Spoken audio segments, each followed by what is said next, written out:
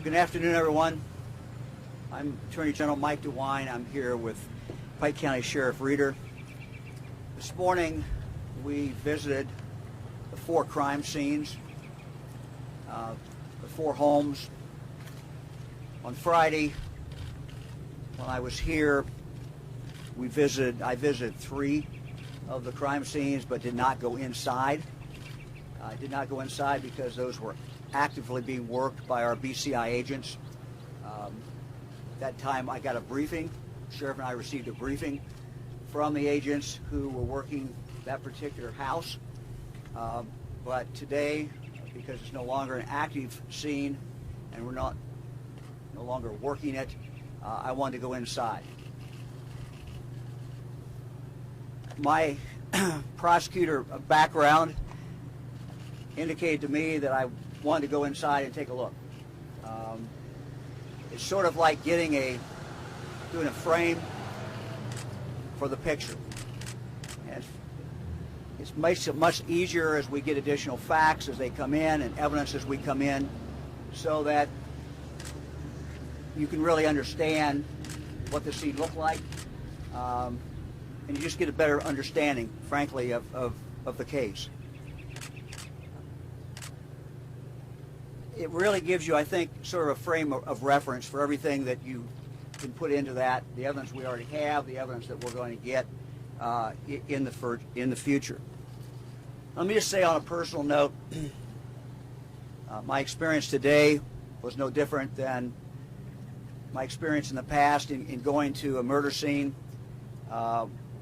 that's in a house, and you look around and you think just a few days ago there was a family living here, there were people living here, one case a teenager, others little children, and you see all the evidence, of course, of people living in a house.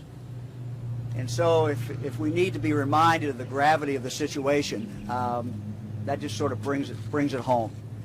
That we have 8 victims, 8 human beings whose lives have been snuffed out. Let me make a couple additional comments.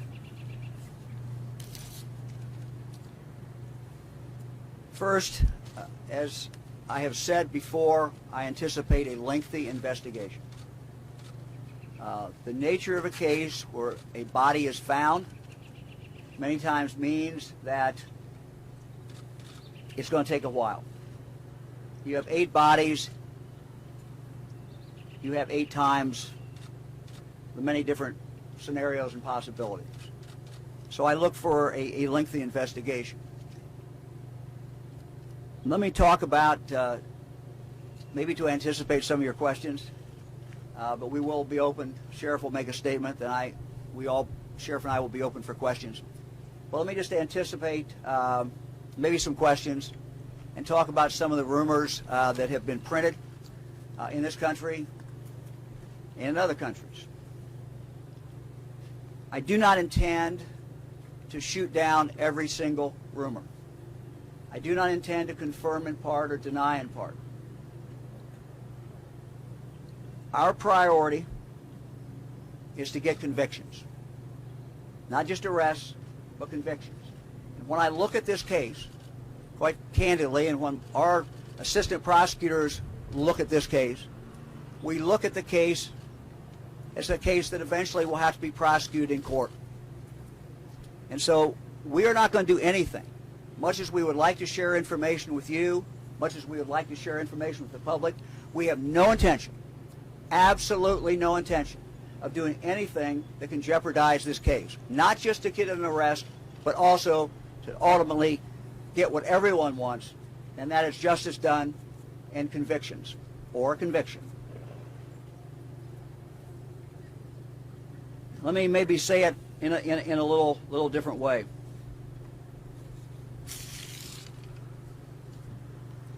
I assume that the person or the people who committed these murders are watching the news reports that are coming out of Pike County.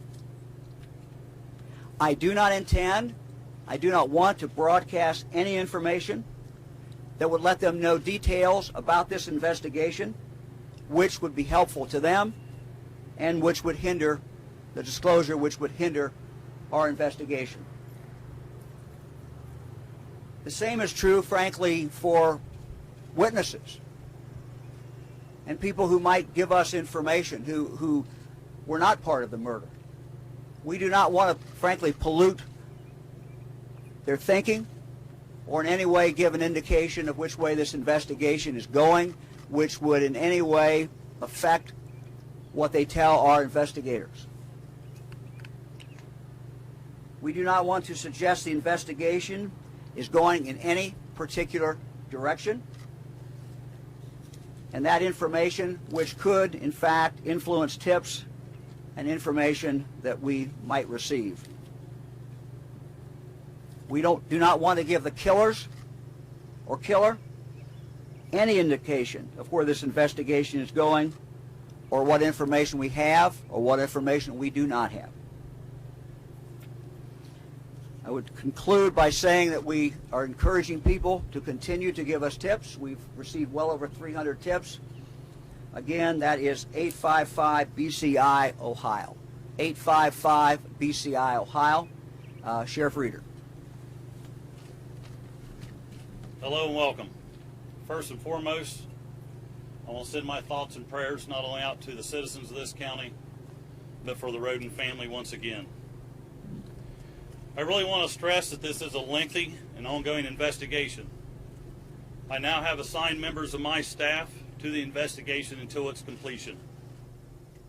I have additional units from other county sheriffs from as far away as Lake Erie to make sure that the people of this county are safe and that I have ample staffing in this county.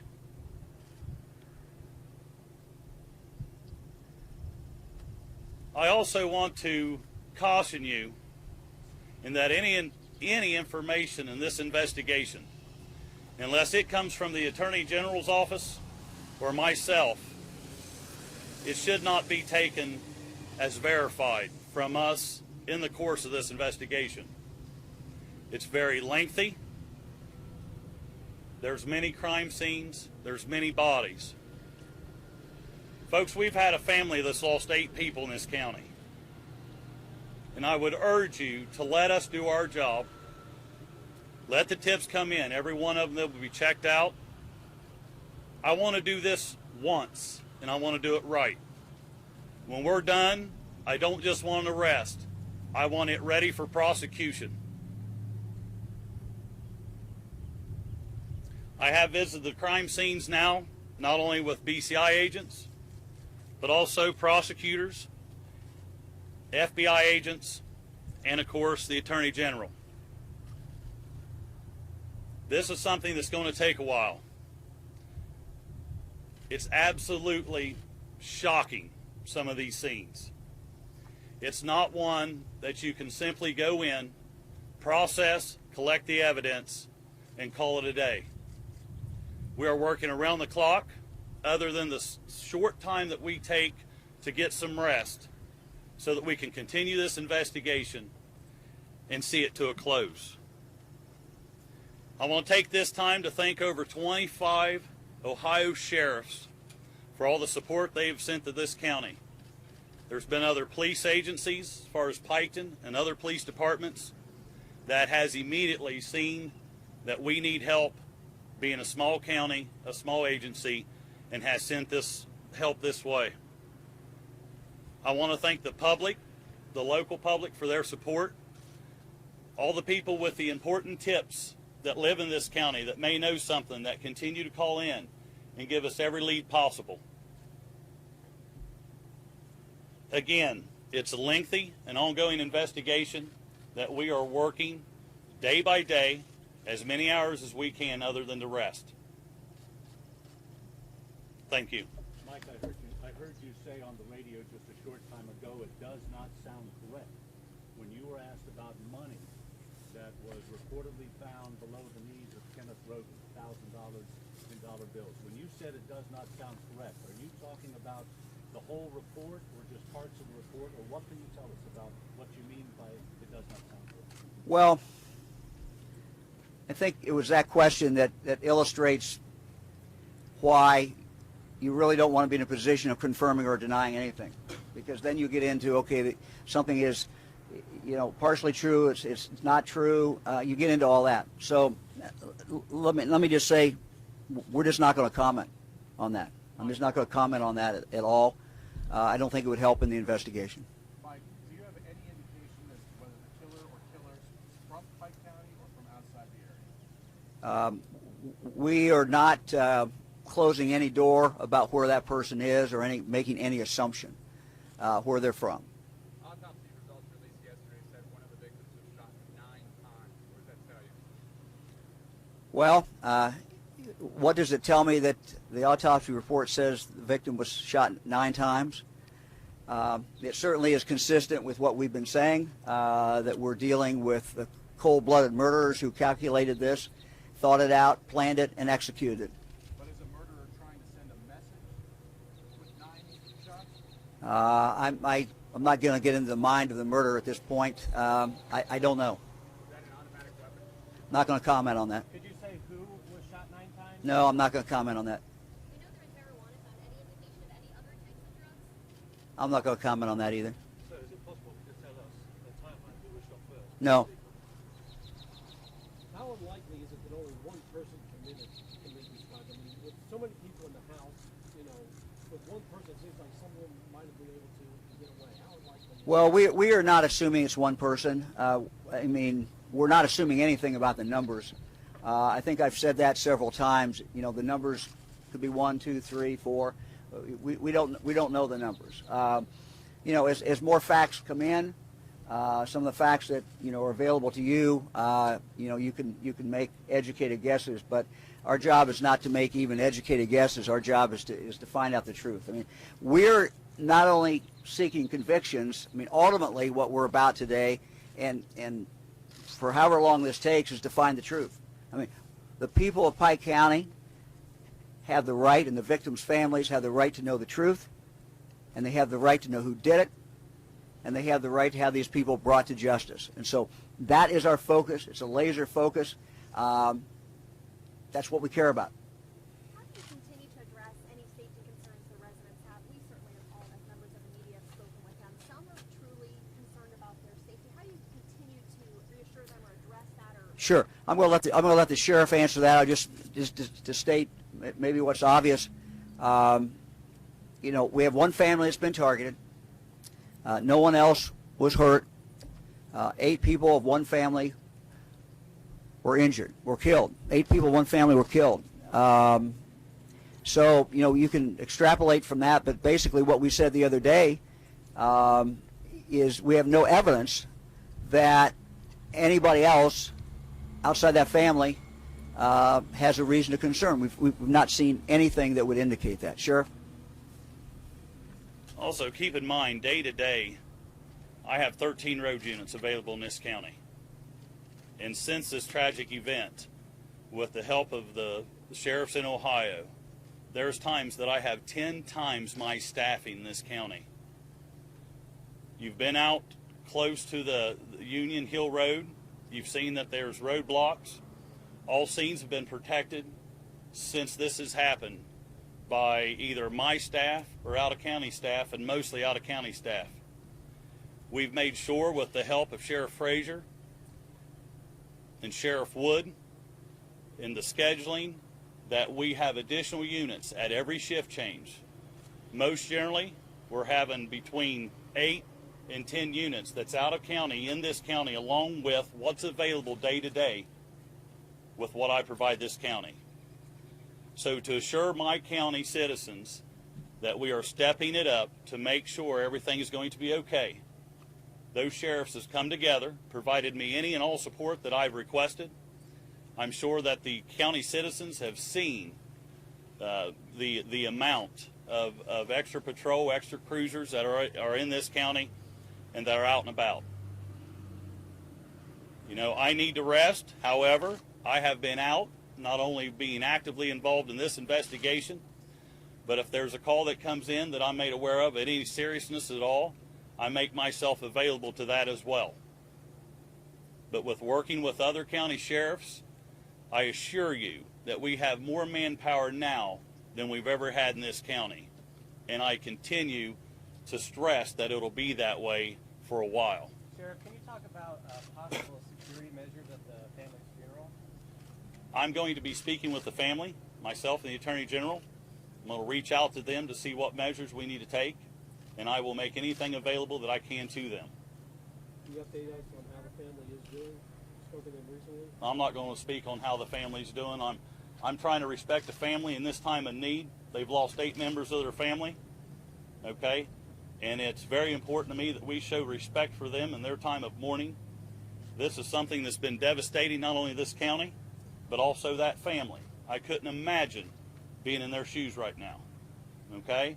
I will reach out to them, myself and the Attorney General, and I will make available to them exactly what they need. Mike, have you learned from the autopsy, because you guys said, I think it was 32 wounds to the 8 people who were killed. Have you learned from the autopsy the type of weapon you just don't want to say? Or what have you learned? I'm just not going to comment. There was a release, of course, of a summary of the autopsy. Autopsies always provide information. They are always helpful, but I'm not going to get into, what we think is relevant, what we think is helpful, or what the autopsy said beyond what the coroner released. General, Not going to do it. General, with these types of mass shootings, we've grown accustomed to, unfortunately, when they happen, there's usually an arrest within a day or two. Given that we're 6 or 7 days into this, how different is this investigation compared to other criminal investigations? Well, I think that's an excellent question. And, when we normally use the term mass shooting, I think what we think of is a horrible tragedy. Someone walks in, they kill a bunch of people in a movie theater, they do it at a school. To me, you can call this whatever it is, or whatever term you want to use, but this is not that type of situation. This is an old-fashioned, cold-blooded, calculated massacre of 8 human beings. You could have had something like this occur 50 years, 100 years ago, or yesterday.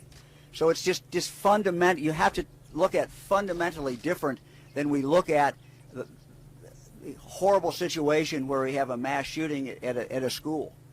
In those cases, the person is usually caught right away. Sometimes the person commits suicide. I think we're better off to compare this to a calculated, well planned out murder. And that's how we are approaching it. Everything we see about this indicates that, and it puts it into a very, very different category. It puts it in the category of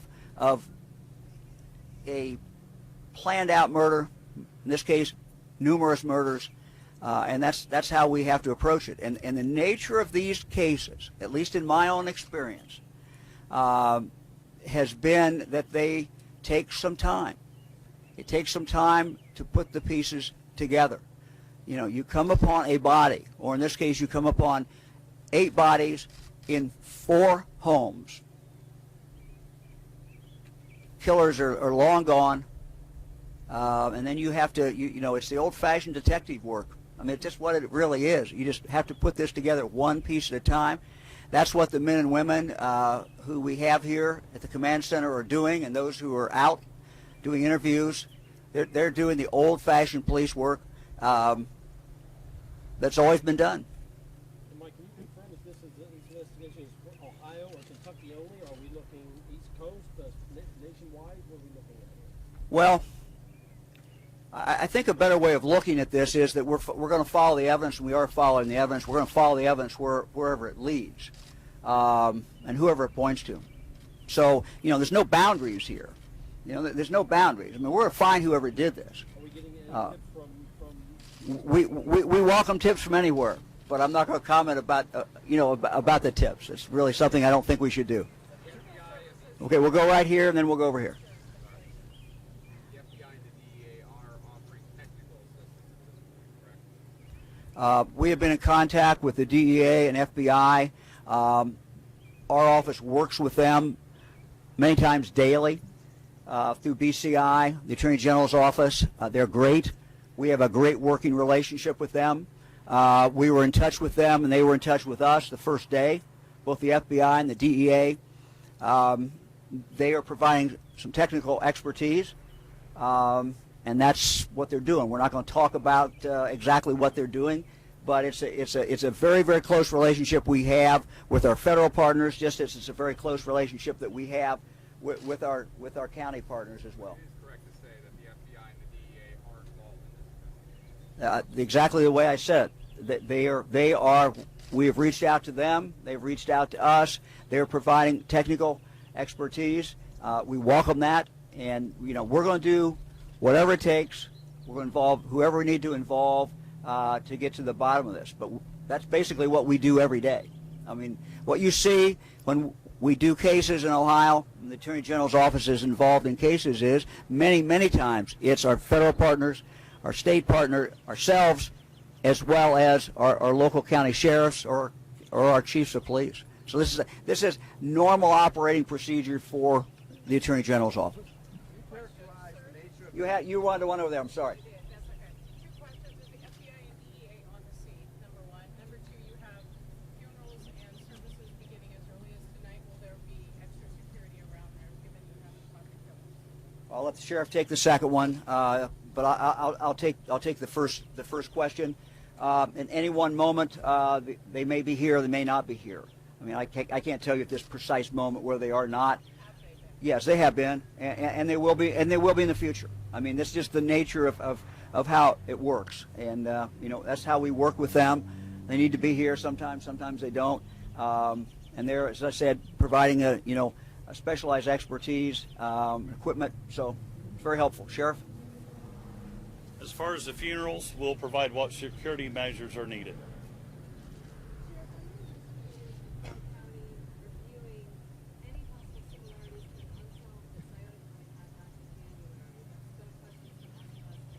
I'm not going to comment on that. Can you let us know how the children are doing that were involved with this, who they're being cared for by, what their status is? I'm not going to release any information on the children. They're doing well, but as far as who has them, where they may be, I will not share that. We're not going to tell you that. Just not going to do it. Can you talk about how optimistic you're feeling at this point, based on the physical evidence you've been able to gather? I missed the first part of the question. I'm sorry. Can you just characterize where your level of optimism is right now, based on the facts in front of you, the 60 interviews, the physical evidence you were able to gather? Where are investigators' mindsets as we move forward? Well, I don't know if I can really answer that. We felt from very early on, I felt at least, that this is going to be a lengthy investigation. I think the nature of the crime indicates that. So, we are moving forward. We're doing the forensic work. As you know from yesterday's announcement, we sent additional pieces of evidence to our crime lab. That work is taking place. I mean, all the things, the process in the crime scene, everything is where it should be. But I'm not going to really comment about whether we're optimistic or pessimistic. We're not going to get into that. I think it's going to be a lengthy investigation, and I feel that we, in the end, will find who did this. I mean, my commitment to the people of Pike County and surrounding counties remains the same. We will have people here on the ground until we find out who did this. We will follow this investigation wherever the facts take us. We are in. We're going to stay in. We'll put whatever resources are necessary to find these individuals or this individual. Mike, you visited 4 crime scenes today. Are there 5 locations that are under investigation, or just 4? Well, there's 4 places where bodies were found, and that's where I visited today. I visited 3 on Friday, but did not go in. Today I went in. Spent some time at each place walking around with our investigators who were there to talk about exactly what we have found at each scene, and 4 scenes, and to talk, about other things connected with the case. I mean, We use this as an opportunity to take each scene at one at a time, and you get so much better feel for it. And it's really, like as I said, it's this frame that you can put the picture in later, because you gotta understand that. You have to see it. At least for me, I have to see it to really understand it. But is there a fifth location? We did not visit a fifth place today. There's bodies only found in 4 places. Can No. you tell us which victims were found in each of those locations? Are you able to break that down? No, I wouldn't at this time, no. General, would you characterize the person or persons responsible as professional killers? I would describe these people as cold-blooded murderers. I would describe them as people who thought about what they were going to do. I would describe it as people who were ruthless, but I'm not going to go beyond that. Can you characterize the nature of the marijuana grow operations and tell us which of the three that they were, which of the 3 properties they were? No, I'm not going to go into that. I mean, all we have confirmed is that when you look at it, it's clear it's not just someone growing marijuana in their backyard or in a few pots in their house. I mean, it's a commercial operation. So How many plants are we talking? Acres? I'm not going to go into that. Can you discuss the possibility that is one of the reasons this family might have been targeted? Well, everyone can draw their own conclusions. I mean, this is one piece of evidence, but we have many pieces of evidence coming in. I think, again, it's a mistake, and I don't want to send the wrong signal to people, because there are people out there who have information, or think they may have information, and are now thinking about, gee, can I come forward with this information or not? I don't want to send them a signal that we're going one way in an investigation, and they say, oh, well, that what I have can't be valuable. Well, that can't be useful. So it's a very delicate thing we're doing here, and I know it's hard to understand, but we're approaching this as prosecutors. I have prosecutors on the scene now who will eventually work with the county prosecuting attorney to try the case. So they're here now, and that's kind of how we approach things. You have to be there, you have to see it, you have to feel it, but we're looking down the road, and that's what the ultimate goal is: convictions and justice. In your testimony, you indicated that the killer or killers used the phrase well planned. Needless surprise to say they really tried to use whatever they could to investigation now with the possibility of make mistakes.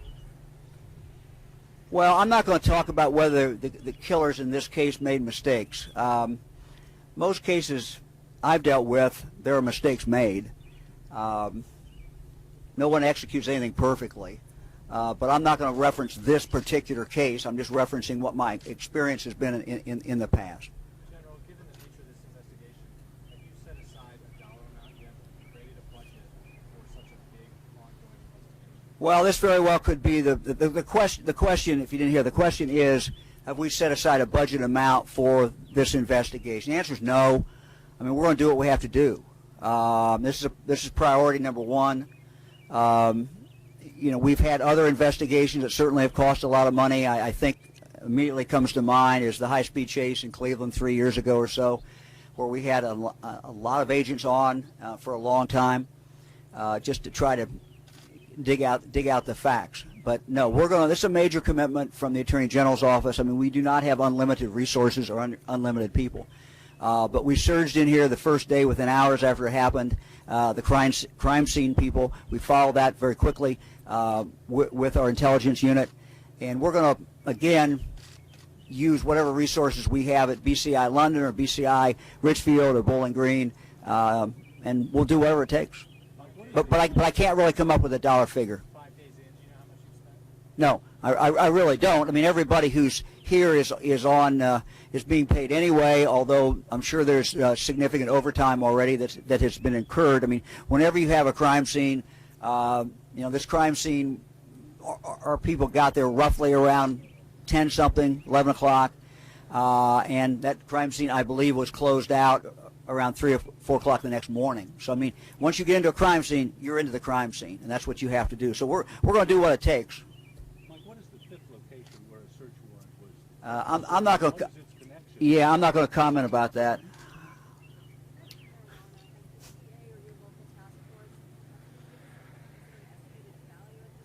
I'm not going to go there as far as value or as far as plants. You know, there was a reference in one media report about marijuana being found by the Attorney General's office in 2010 and 2012. That is true. That is correct. They were both found in remote locations. I can't tell you exactly where. It was clear what was happening in those locations. In 2012, it was 1,239 plants. In 2010, it was almost 23,000 plants. Both were in what I would call, for want of a better word, encampments, where people were basically in tents, who were living out there, and who were growing the marijuana. I'm not referencing this case. I'm just saying I know that's been reported. I want to confirm that and explain as much as I can to you about those two other incidents where we did basically our eradication team, I think, was who was involved with it, with the sheriff's office.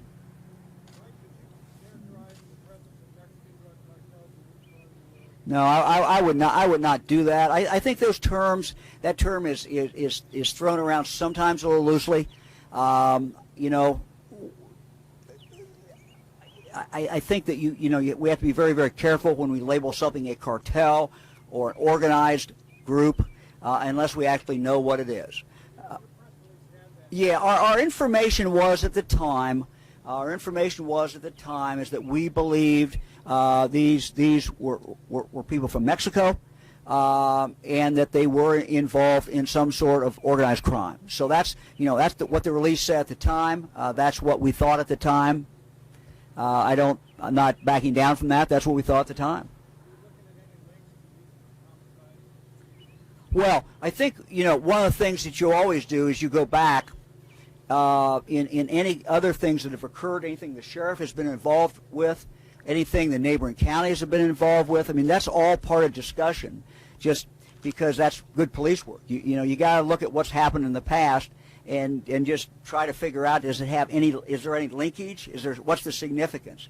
And it's no different than any other very, very complicated murder investigation, in the sense that you get a lot of facts and most of them aren't particularly relevant, but you don't know that when you first get them in. You have to sort it out. All right, anybody else? One last.